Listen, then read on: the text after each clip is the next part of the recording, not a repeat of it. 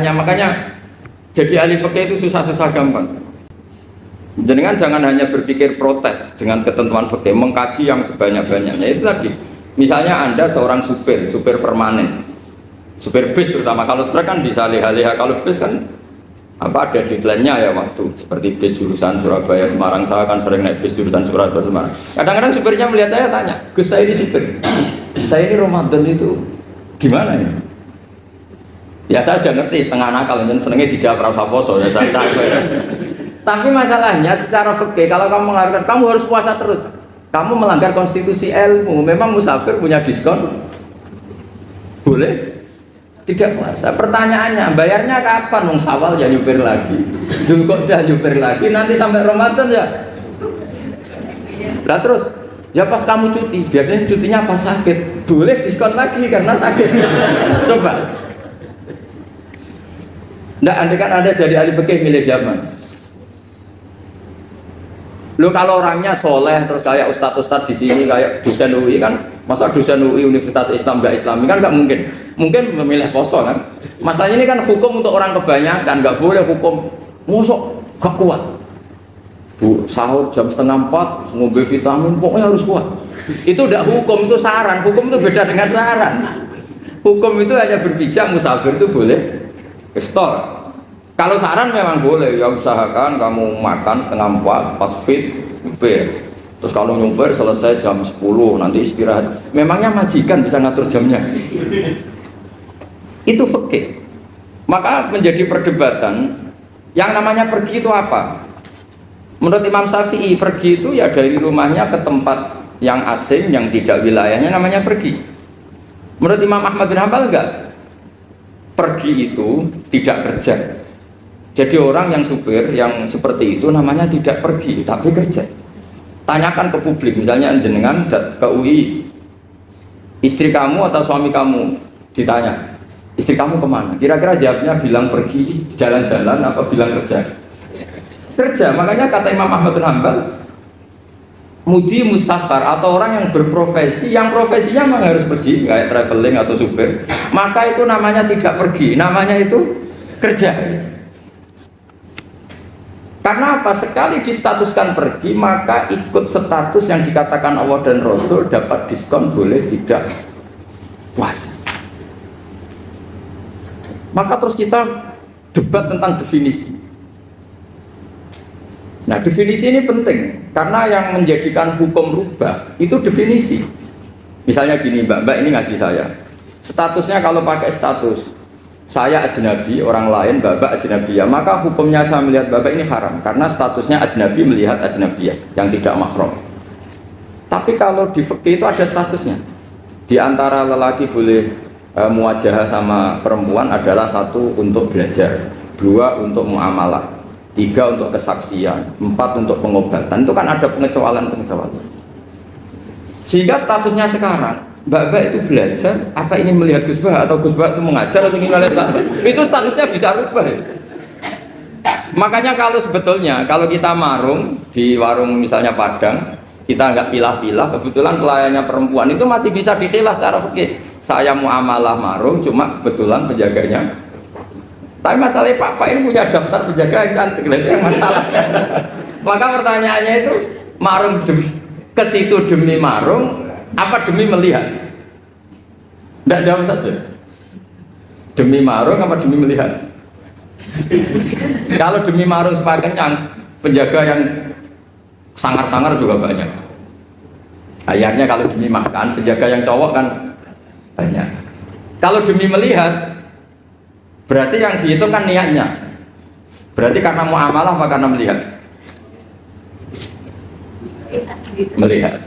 Itu status. Jadi makanya kalau mudi musafar itu namanya orang pergi atau orang kerja? Orang kerja. Maka menurut pikirannya Imam Ahmad bin Hanbal seperti itu harus puasa karena dia adalah pekerja, bukan musafir. Lalu dalam masalah jumlah 3 hari misalnya, kalau dalam fikih kita, nggak saya kenapa ngomong fikih terus ya, karena banyak yang melupakan fikih. Jenengan pergi haji, zaman Nabi haji itu jamak dan qashar terus. Padahal hajinya Nabi itu, haji itu minimal kan berapa hari minimal itu? 9, 10, 11, 12. Sebenarnya haji itu minimal hanya 4 hari. Karena 13 Dzulhijjah bisa nafar apa? Awal. Kalau nafar awal berarti nggak ada kewajiban nafar sani. Berarti yang wajib betul kan 9, tanggal 9 wukuf di Arafah, terus 10 biasanya ifadah sama balang jumroh apa? Akobah, terus 11, 12 itu kan sudah boleh cabut karena apa? Nafar apa? Awal. Berarti nggak usah nafar apa? Sani. Berarti hanya berapa? 4. Tapi Nabi haji di Mekah Medina itu sampai 40 hari karena perjalanan. Pertanyaannya, ketika Nabi menjamak dan mengqashar itu cara Imam Syafi'i lis safar. Karena Nabi orang Medina datang ke Mekah dengan jarak 460 kilo, maka Nabi boleh jamak dan qashar. Jadi pikiran Imam Syafi'i, jamaknya Nabi itu lis safar karena pergi. Cara pikiran Imam Malik enggak, jawabnya Nabi itu lin nusuk. Nabi menjamak sholat itu karena melakukan ibadah haji. Efeknya adalah orang Mekah kalau haji itu cara Imam Malik meskipun jaraknya dekat boleh apa? Boleh apa? Qashar, boleh jamak qashar. Lalu terus ada pertanyaan fikih lagi. Lalu jamak qashar itu karena pergi apa karena masyaqqah? Karena repot. Coba kalau sampean kira-kira jawab. Misalnya kita orang kaya bawa uang 1 miliar naiknya Alphard, ada supirnya, ada ajudannya, pergi di jarak 100 kilo. Masyaqqahnya kan tidak ada sama sekali, apalagi di tol kebetulan nggak macet. Kira-kira boleh jamak nggak? Boleh, Gus, karena pergi, tapi kan nggak ada repotnya sama sekali. Dibanding misalnya yang ngebis bawa beras 1 pintal gitu kan, udah gitu suruhan orang lagi kan pusing. Maka fikih ini untuk memberi hukum itu, kalau fikih itu menstatuskan dulu. Ini orang boleh jamak itu karena masyaqqah apa karena safar. Lalu kalau setelah karena safar itu karena jaraknya apa tingkat masyaqqahnya. Kalau karena jaraknya ya tidak juga. Tidak juga gini maksudnya. Mungkin Anda tidak pernah terpikir begini. Kalau saya mau ke Jakarta, kemudian sampai Purworejo itu sudah waktu zuhur. Saya boleh nggak zuhur di situ sama masak? Boleh kan? Padahal perjalanan saya belum capek. Artinya nunggu boleh jamak itu setelah kita menempuh jarak itu apa menuju, sedang menuju dan niat. Sedang menuju dan niat. Misalnya saya mau ke Jakarta, saya orang Sleman mau ke Jakarta, itu sampai mana itu Magelang itu sudah boleh jamak kan? Boleh nggak? Boleh karena saya mau ke. Nah pertanyaan secara fikih mungkin Anda tidak terlintas. Ternyata ditelepon sama istrinya nggak jadi pergi. Padahal sholatnya kadung di jamak duhur dan asar. Apakah setelah di rumah sholat lagi? Sama nggak pernah mikir gitu. Karena tidak nekuni fikih. Jadi orang fikih itu sudah pusing, makanya jangan diprotes terus. Kita ini sudah pusing, tapi orang itu enak aja protes terus. Tidak menurut jenengan nanti wajib sholat lagi enggak? Dia bolehnya jamak kan berdasar berstatus musafir. Ternyata setelah Magelang ditelepon istrinya enggak jadi. Dia kadung sholat duhur dan asar. Setelah pulang masih jam 1. Terus ada asar, wah ban sholat. Kalau ada sholat lagi apa enggak? Jangan saran. Kalau saran, wah sebaiknya sholat lagi. Itu tidak hukum, itu saran itu namanya. Saran dengan hukum beda. Sholat lagi pada. Loh, ketika ada jaga itu berdasar malas atau berdasar hukum? Apa?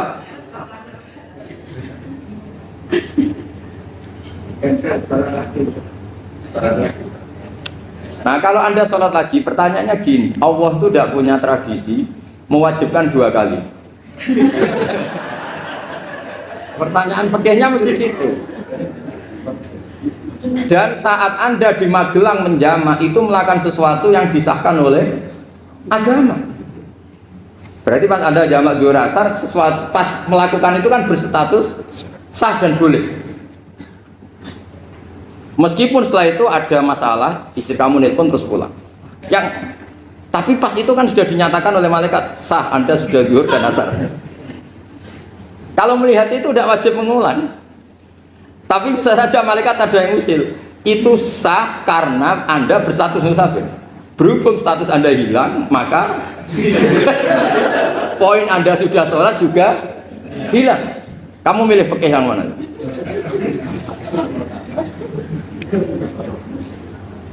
Jadi peneliti fikih itu beda dengan orang-orang yang mendengarin protes. Beda karena nengkuni. Nengkuni itu beda karena ada konsekuensinya. Makanya fikih itu sampai saya punya kitab fikih itu dikarang satu orang itu jumlahnya 20 jilid. Per jilid itu segini. Jadi satu meja ini dikarang satu orang. Itu mulai yang presisi, yang detail, sampai yang khayal. Yang khayal juga ada. Yang khayal itu tadi, beliau banyak mengkhayalkan diri. Suatu saat Anda datang ke Mekah itu hanya butuh waktu 20 menit. Zaman itu belum ada pesawat. Lalu boleh gak jamak? Boleh gak nakal? Nakal itu begini. Sampai orang kaya punya jet pribadi. Misalnya Anda Ronaldo masuk Islam, orang kaya. Itu bisa gak puasa. Karena begini. Misalnya dia orang, contohnya orang Arab ya, orang Arab, jangan orang. Nah, contohnya itu dibalik saja. Di sini itu kalau imsak jam berapa? Imsak Ramadan jam berapa? Digai 3:30 aja biar aman ya. Kalau 3:30 kan mesti imsak. Dia terbang ke Mekah. Jadi orang sini puasa jam 5 kan mulai puasa, dia terbang ke Mekah kan masih malam, makan terus dia. Mekah mau ada matahari terbang lagi ke barat. Karena dia menghindari berstatus puasa. Atau sebaliknya dia orang Mekah jam 12 puasa, 12 siang puasa. Dia wah kalau 6 jam lagi buka bisa berapa saya terbang ke Indonesia. Ke Indonesia terbang baru 1 jam di sini sudah buka. Itu khayal. Jadi itu ada khayalnya. Itu lama dulu sebelum ada pesawat sudah mengkhayal gitu. Bolehkah orang yang di Masyriq ke Maghrib demi itu? Kalau Anda jadi Raja Salman jam 1 kok sudah nggak kuat apa? Puasa, itu diberi saran terbang ke Indonesia. Itu kalau pakai jet kan nggak sampai 9 jam, 1 jam ke Jakarta. Sudah ada wow akbar. Bukan. Boleh enggak? Loh mau kamu enggak bilang, oh enggak boleh. Loh di Jakarta sudah guru Samsin.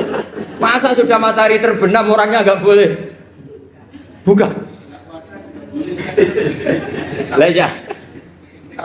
Apa?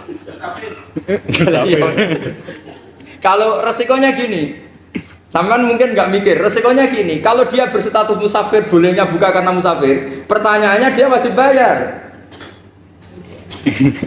Kan musafir bolehnya kodok nanti harus bayar, tapi kalau dia buka normal kan nggak harus bayar, beda, efek pakainya beda.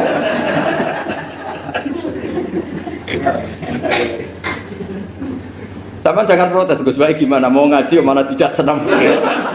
Ini kan ngajinya para dosen, para pegawai, jadi harusnya itu jadi mufti, ngaji untuk jadi mufti, bukan ngaji untuk mendengarkan. Jadi makanya saya mohon jangan sering protes sama ulama sudah pusing, karena efek-efek hukum itu tidak gampang. Kayak tadi misalnya, kalau dia boleh buka atas nama musafir, resikonya wajib bayar. Masalahnya Raja Salman ini mau enggak? Dia inginnya. Maka pertanyaannya itu kitab yang milik saya tadi yang 20 jilid tadi. Ulama itu mulai dulu sudah membayangkan bagaimana kalau suatu saat ada satu kendaraan. Kenapa ulama bisa bayangkan itu? Karena ada buruk. Meskipun mereka nggak numpak buruk, hanya Rasulullah, tapi kan bisa bayangkan ada toyul waktu. Waktu itu bisa dilipat. Karena ulama dulu ahli astronomi, jadi bumi itu bulatnya gini, muternya gini. Berarti suatu saat ada satu ilmu di mana orang ngambil satu posisi terus melewati toyul waktu, ngalami lintasan waktu. Mulai dulu itu sudah dibicarakan. Pertanyaannya lalu status orang ini kayak apa? Misalnya tadi orang Mekah ingin cepat buka terbang ke Indonesia. Orang Indonesia menghindari imsak, misalnya 3:30, dia belum sahur. Wah kalau saya di Indonesia ini sepatnya sahur. Wah saya tak terbang ke Mekah. Wah enak kan terbang di Mekah ternyata masih jam 8. Wah bisa makan sepuasnya jam 8 malam, tentunya jam 20. Kan enak juga. Bar wareg balik ning Indonesia wis jam 1 siang. Jam 1 siang kalau ingin cepat buka terbang ke timur. Langsung buka. Berarti dia kira-kira puasa aja 3 jam. Tapi terus ya mungkin kalau sampean, lha opo Gus sudah repot-repot ngono tinggal turu delok sinetron kok buka dhewe. Itu tidak hukum, saran itu namanya apa? Kalau hukum tetap tadi yang dikatakan puasa adalah imsak mulai jam imsak sampai hurubus samsi. Lalu pertanyaannya lagi, hurubus samsi sampai imsak itu konversi jam apa nyata-nyata hurubus samsi? Kalau yang diliwati khotul istiwa itu nyata, fi'lan kalau dalam bahasa Arab fi'lan awaqiyah. Tapi kalau Anda orang kutub, saya sering kirim-kiriman surat sama mufti-mufti yang ada di Timur Tengah, di Eropa, konsultasi maksudnya. Orang kutub itu kan tidak ada matahari, tidak ada apa-apa. Jika kalau Anda baca kitab di kutub, mesti Gus Bak darani pembohong. Misalnya orang kutub ngaji saya, kamu harus subuh sebelum matahari terbit. Sekali matahari terbit, waktunya hilang. Duhur setelah matahari agak ke barat. Asar kalau matahari terbenam, hilang waktunya. Terus mereka mesti bilang, mataharinya di mana? Maka pertanyaannya, boleh gak mengkonversi waktu untuk orang kutub? Jadi misalnya pola umum subuh jam 4:30, berarti antara subuh dan qadha itu 1 jam setengah. Subuh sama zuhur polanya berapa berarti? Kalau 4:30 sampai jam 12 itu 6 sama 7:30. Berarti ya kira-kira habis subuh nunggu 7 jam setengah baru zuhur, nunggu 3 jam baru asar, nunggu 3 jam baru maghrib. Berarti waktu puasa kira-kira antara jam 4 sampai jam 6. Berarti berapa jam itu? 12 sama 2 14 jam. Oke, berarti orang kutub harus puasa 14 jam, tidak bergantung waktu mata. Tapi ada lagi pertanyaan usinya gini, lalu 14 jam Gus itu dimulai dari mana? Apa asal 14 jam? Apa harus ada konsensus setarnya? Masih ada PR lagi. Menurut kamu gimana? Ada konsensus setarnya dimulai jam 4 dini hari. Apa asal jumlahnya?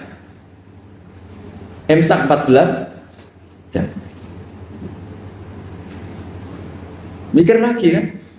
Itu di Denmark itu ada satu musim di mana siang terus sampai sekian bulan. Siang terus sampai orang sana itu capek. Kenapa ada siang terus? Logikanya kan tadi bumi itu saya juga belajar falak, belajar astronomi. Kalau tepaan kamu di sisi yang barat agak utara atau agak selatan, matahari ini nyentrong terus.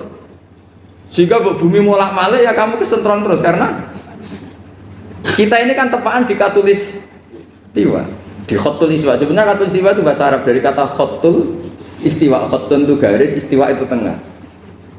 Lah, Islam itu oleh Allah memang dipilih di tempat paling top yaitu Mekah. Mekah Ka'bah itu suratul ardi. Jadi sebelum ditemukan ilmu astronomi itu Nabi sudah ngendikan Al-Ka'bah suratul ardi. Ka'bah itu pusarnya bumi.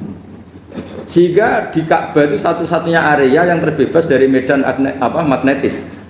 Karena dari utara dan selatan benar-benar di tengah. Maka potensi jam paling akurat di dunia itu ya hanya jam yang di Mekah itu. Karena apapun akuratnya teknologi di Amerika atau Jerman, karena jam itu dari logam tetap ketarik medan magnetis, entah berapa 00, tetap kena. Misalnya jam di Jerman lebih dekat mana kalau Jerman? Mesti ketarik medan magnetis, entah berapa kadarnya. Karena materi jam dari logam. Sementara di Mekah karena di tengah itu terbebas dari medan magnetis. Nah, sehingga yang segaris dengan Mekah kayak Indonesia itu semuanya khotul istiwa.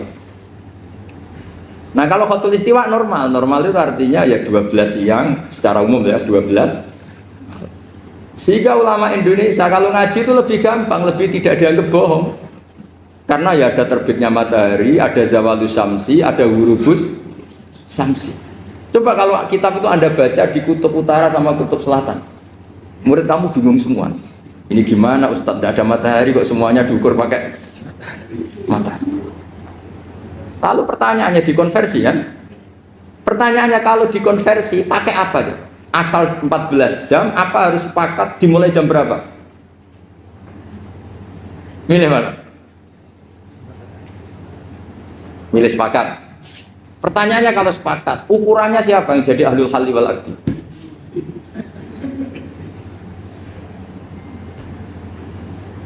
Jadi orang fikih itu sudah bingung, makanya saya mohon jangan sering diprotes. Saya pernah ketemu ulama, saya kan sering ikut komunitas di New York, itu andekan dibur, itu pas persis Ka'bah. Jadi buminya itu kalau dibur itu pas persis Ka'bah. Lalu pertanyaannya, ada kiblat tidak di sana? Ya bumi kan gini ya, kalau dalam bahasa falak itu ada rubuk namanya. Rubuk itu bumi yang sewaktu itu hanya yang seperempat. Ya bumi yang sewaktu itu hanya seperempat. Jadi kita sekarang siang, berarti yang baru siang hanya seperempat bumi. Nanti yang malam ya hanya seperempat bumi. Ya, misalnya sekarang kita di sini siang, di Arab Saudi kan belum, ini masih setengah 6. Ini sekarang di Arab Saudi baru setengah 6. Lah itu ada daerah di mana dengan Ka'bah itu pas atas sama bawah. Harusnya kan bebas arah. Apa? Bebas arah. Lalu orang sana sholatnya itu menghadap kemana? Pernah ulama New York itu minta fatwa ke Rabitatul Alam Al-Islami. Lalu kita harus menghadap kemana? Makanya dalam dunia anekdot ulama itu ada anekdot Abu Nawas itu orang yang nggak pernah kalah debat. Dia tuh terkenal nggak pernah kalah debat. Tapi dia ada ilmuwan. Dia punya tetangga ilmuwan, punya pengaruh besar. Semua orang ngaji ke ilmuwan itu. Mantelnya bukan main, karena dia ahli falak, ahli astronomi. Mau nandingi dia tidak bisa, gak nandingi itu reputasinya jatuh. Orang itu berteori kalau bumi itu bulat-bulat. Kalau kamu jalan ke sini, maka akan tertitik yang suatu saat si profesor ini kemalingan, terus minta tolong Abu Nawas rumah saya kemalingan. Terus lari kemana malingnya? Ke timur. Setelah ke timur, larinya ke timur. Abu Nawas lari ke barat. Terus ditanya, sudah tak bilangin malingnya lari ke timur kok kamu lari ke barat, nanti ketemu di titik yang sama. Sebenarnya itu profesornya makal, oh kamu nyindir. Artinya Abu Nawas gak terima teori anda itu nggak bisa. Secara keilmuan benar, tapi secara faktual gak boleh. Berarti kalau ada orang ngejar istrinya lari ke timur, dia harus tetap ke barat, nanti ketemu di titik yang sama. Jadi malingnya tuh lari ke timur, Abu Nawas ngejar ke barat. Ketika ditanya profesornya, sudah bilangin malingnya tuh lari ke timur, kenapa ada ke barat? Kata anda nanti ketemu di titik yang sama karena bumi bulat-bulat. Nah pertanyaannya gini, lalu kalau yang segaris itu ada arah enggak? Kayak New York tadi. Menurut kamu tetap berkiblat apa enggak usah? Loh kalau yang rubuk jelas.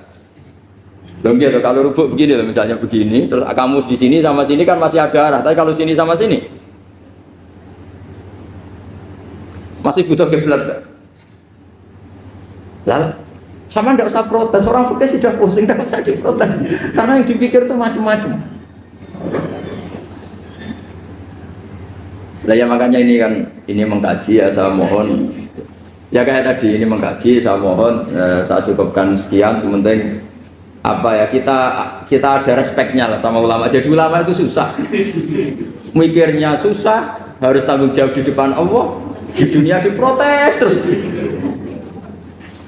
Ya saya kira demikian. Assalamualaikum warahmatullahi wabarakatuh.